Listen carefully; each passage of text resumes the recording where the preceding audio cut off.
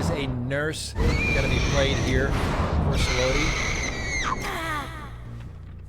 I know they were asking earlier about the restrictions on killers and all that fun stuff, so I wasn't sure if they were going to be playing a doctor again. I wasn't sure if they're going to be playing something different. They opted to go for a nurse here. And an early chase, potentially, onto Bubbly in the back corner of the map where the Corrupt is going, so I would expect the survivors to be sprinting to the other side and hopefully looking to create some pressure for themselves for Travesty.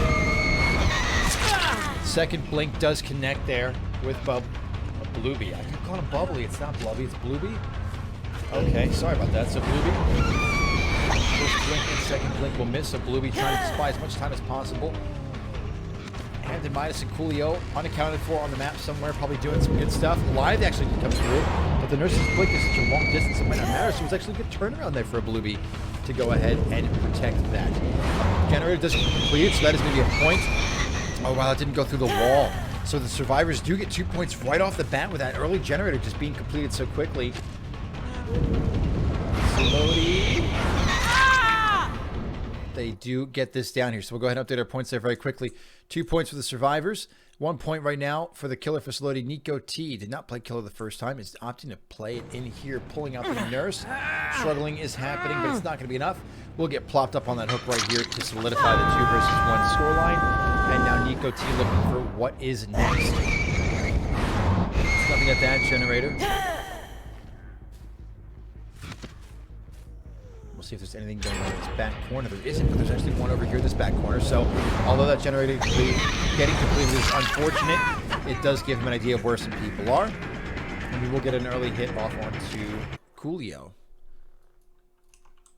4 points for survivors now, and that'll be a down on a Coolio as well. Only so much you could do there against a nurse sometimes.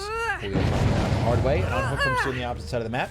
So that means the 2 survivors are accounted for all the way over there. Nico T pulling Coolio a little bit closer to the center of the map. Now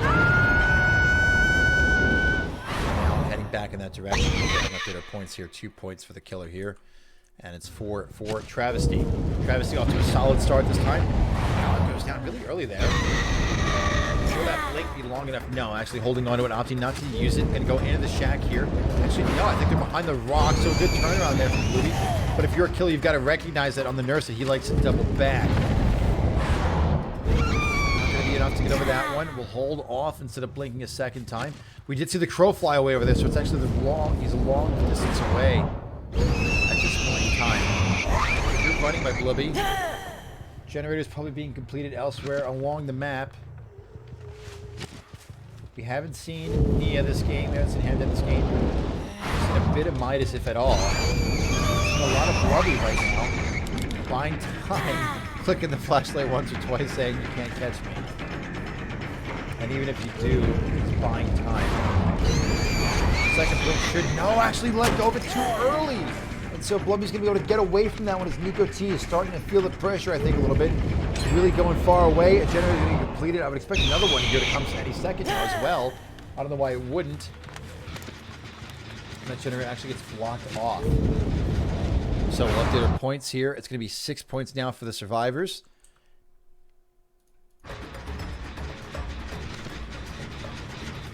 And that generator right behind him is so close to being done, but it's blocked off by the entity. Aggressive due to that. Good double back there comes through for Coolio, and Coolio's able to avoid the pressure here. Probably not going to be able to avoid this one, though. Will take a hit in the back, even though it looked like it might have not connected. It still did touch. That generator is regressing, though, so Will is here, and Coolio will take a hit there in the end and fall down for it. 2 generators left to still be completed for the survivors. This hook will bring the Saloedi's points up to 3 as Nico T is able to grab a 3rd hook for himself and the team.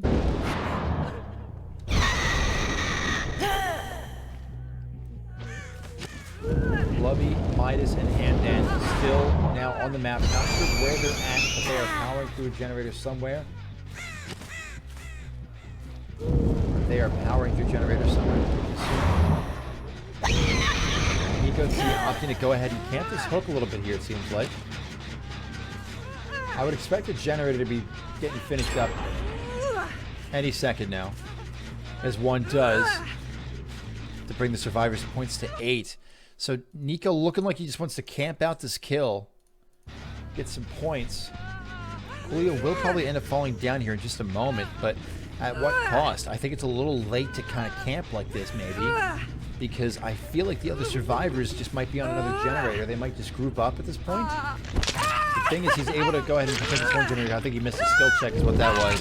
I think Julio will end up falling down, so Saloedi's killer, Nico T, getting those 2 extra points. Now going to immediately sprint to another generator, but it's a little too late.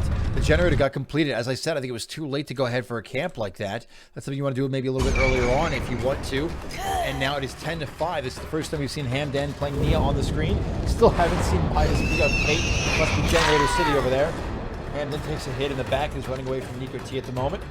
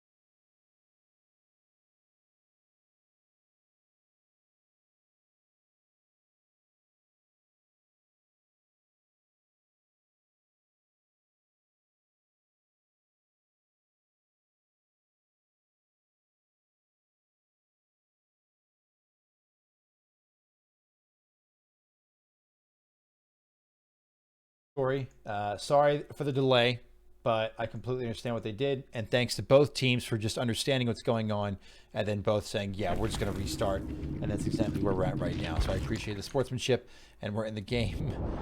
Hopefully it doesn't happen again. 17-9 for Travesty. Again, Saloedi's still here. And I told them they were able to change their builds however they'd like. There's a bit of a cheeky build coming in for Travesty last time, a couple hex perks. I told them they were able to change those up. I thought that was the most fair thing to do. Told the survivors they could move some stuff around if they wanted to as well, because ultimately we are about having fun, and I want this to be the best competitive environment possible, but we're also going to do things the right way. So that's what we're doing. I would kind of almost now, as Moody, expect the survivors to be taking it easy with prep intervention. Again, last time the survivors, I think I would try to go balls to the wall, for lack of a better expression, try to get some gens on early. Nico T was hit early on in this one, was hit the last time as well. Nico T and Moody just have that connection. A good call through there. We'll actually get him away for just a moment. That's alive as well, so a good use of that from Nico T to get away. I'm sure the survivors are piling on some generators right now. We actually see some birds flying away up there, and some more now as we saw Nico T poke his head up there. Holding on to the blink is Moody, looking in a different direction actually. Does have a hex totem over here to protect her too. Don't know what those are, or do we? We do. Oh, that blink is right on top of Laria. Generator does get completed though, very early on. Good for them. It's good for Saloedi to go ahead and get that one taken care of so quickly. The hit does come through, so that's 2 survivors hurt now. And that is almost a hit onto her back again and knock her down, but it isn't enough. That second blink just a tiny bit too short there. First blink, second blink. That was a weird blink. It went right through that rock there almost.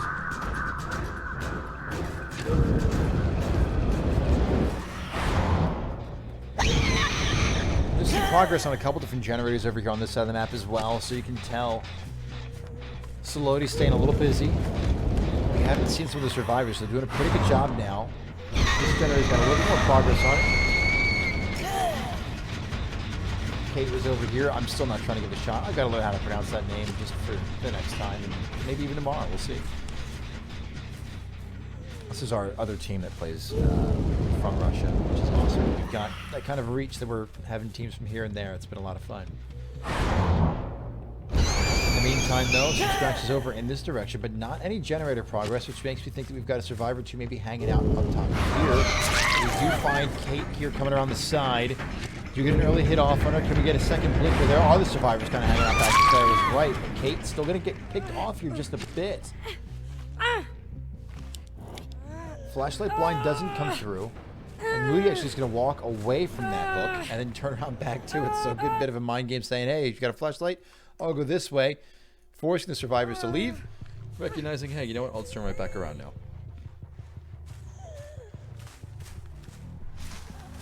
18-11, 2 points for each generator completed, 1 point for each survivor escaping. So we need some big plays from Saloedi to hang on to this one. Travesty needs to get some hooks here. Defending that one super well. Sheldon, the team captain, trying to come in for his teammate. Can't find it just yet. The generator does get completed on the opposite side of the map. So that's some good news for Saloedi as it's now 18-13. A hit does not come through from some fancy footwork from Sheldon there. And Moody deciding to abandon that chase and actually come back to this hook and protect it yet again.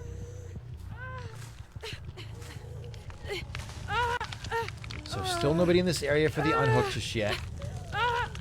And Moody happy to just stand here. And this is what I referenced earlier when we were playing a different match, and I mentioned that it was too late for a face camp, and it was. I can't remember which game it was. Was it Metro and Behavior, I think, maybe?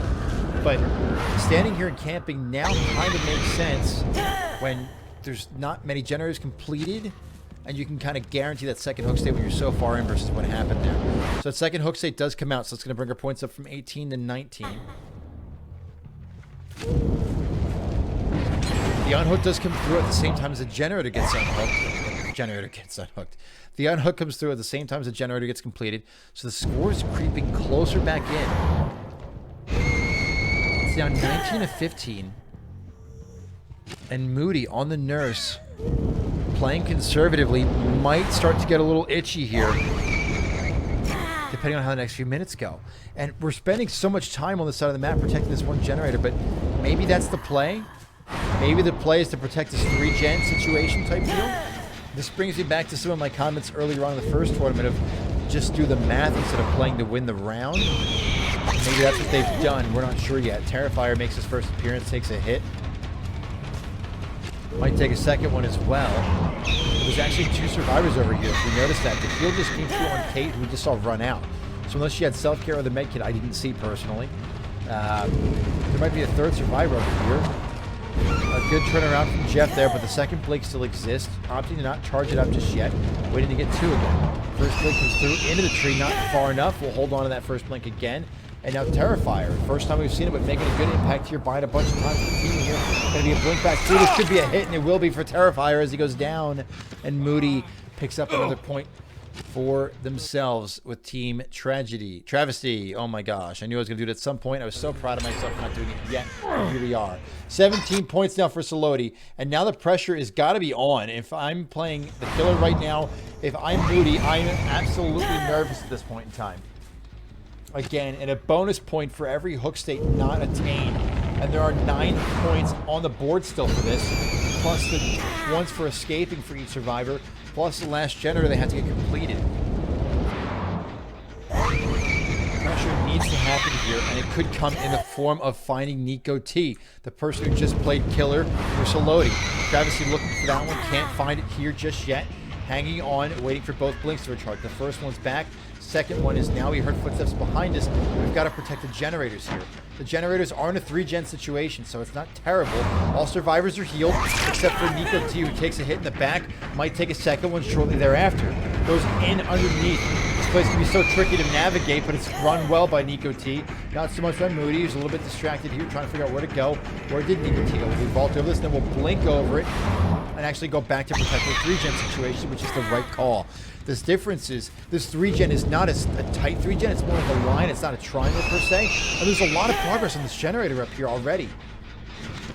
Ruin is going to work on it. It is still active. There's a generator right there as well. And that generator's got some good progress on it as well. There's still that one over the hill. This could be another tight game for Travesty. We saw one earlier with Moody and the Hatchet. We're going to see another one here for them. Everybody healthy except for Nico T, who we don't see right now. Terrifier is in the area. Just missed the hit there. Back on this generator. It's not regressive because somebody was there. Moody protects it. They leave the generator. Ruin goes to work. 200% regression speed, and you don't have to do anything about it. And it's still up. The survivors could go looking for that totem if they wanted to. Sheldon takes a hit. Nico's still not hurt, which makes me think that he's got to be powered on a generator somewhere. Sheldon might go down if it weren't for that dead hard. It was super well played by Sheldon to be patient with that and to get away from it. And now you've got to protect the generators yet again. You blink through this wall here. The generator, oh my god, it got done. Can we find? Yes, we can. Sheldon does go down. It's down 19-20. It's going to be close. If the survivors just leave, then they'll win. But can Moody get there in time? We saw a miracle play at the very end to pull it out against Autistic. Can she do it again? On the nurse. It's so far away. Both these exits are so far away, though. The question is, which one are they on? They're open. The exit is open. Sheldon's unhooked themselves with Deliverance. 1 survivor's left. 2 survivors. 3 survivors are gone out of the gates. That is going to be 22 points currently for Saloedi. Travesty sitting at 20. Dead hard again. Works out well. I don't think Sheldon makes it out. Maybe they do. The hatch is right there. They got out through the hatch, and that is going to be it. Saloedi is going to pull off a comeback against Travesty and go up against Travesty to take it home and to move on to the next round. I don't know the exact points there, but I do know that Saloedi did come through to take it home.